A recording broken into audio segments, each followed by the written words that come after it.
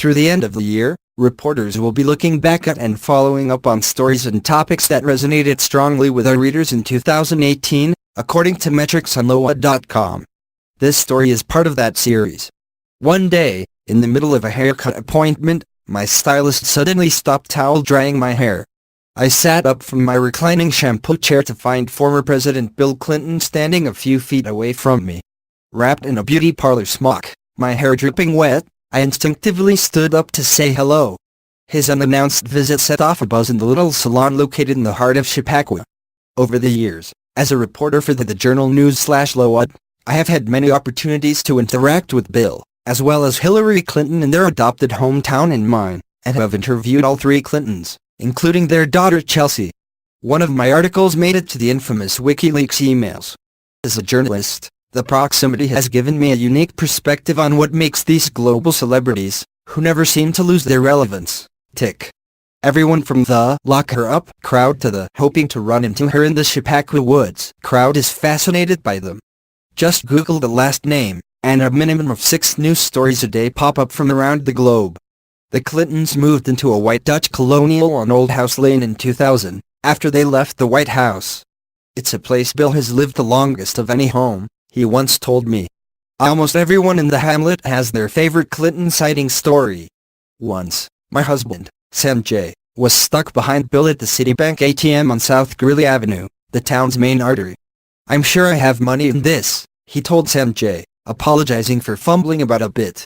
When my mom was visiting from India a few years ago, we both noticed Bill exiting the corner Starbucks and walking in the direction of our car.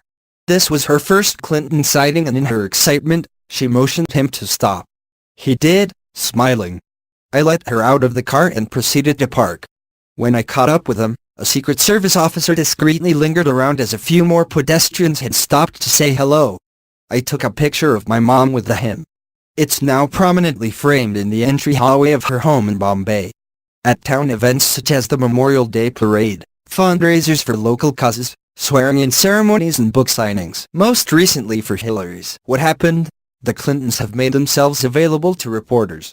But, I've also run into them randomly while running errands, at the local farmer's market, at the Susan Lawrence Bakery, on their walks with their dogs near the library, and buying groceries. Yes, before Christmas at the Chappaqua Village Market, to name just a few.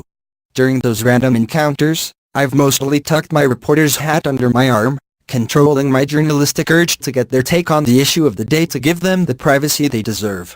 And not everything is national news. When you're a Clinton neighbor, one tends to hear things, such as Bill likes Diet Coke. One friend, who works for PepsiCo, tried to convince him to switch his habits by offering to send a crate of Diet Pepsi to his home. He wasn't interested. Following quadruple bypass surgery, Bill famously switched to a vegan diet. Word on the street is one of his favorite meals is the vegetarian Bombay Frankie roll from Little Kebab Station in Mount Kisco. And Hillary likes the scent of lemon. She is, apparently, known to keep a supply on hand during large book signing events. Bill versus Hillary. When it comes to meeting people, Bill Clinton is known for having the ability to connect with just about anyone.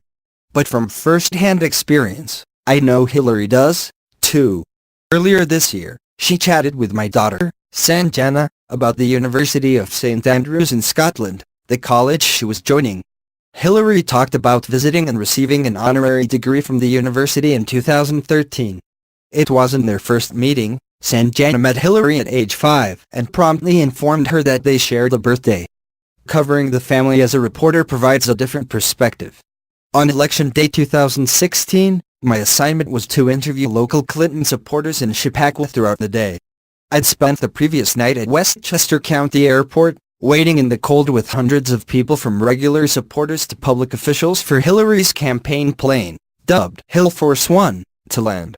They were all there, bundled on a chilly night, to greet the Democratic presidential candidate as she headed home from her last campaign appearance, a midnight campaign rally in North Carolina.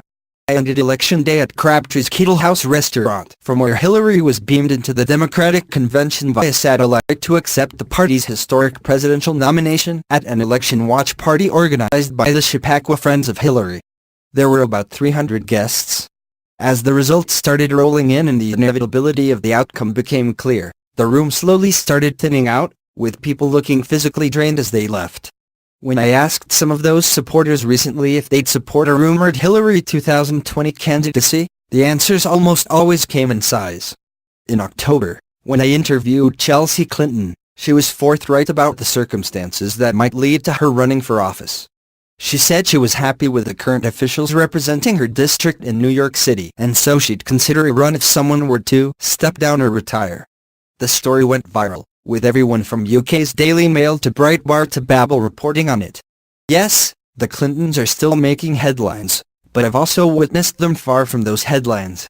That day at the beauty parlor, Bill was not in for a haircut, but to inquire after a relative of the owner who had not been well.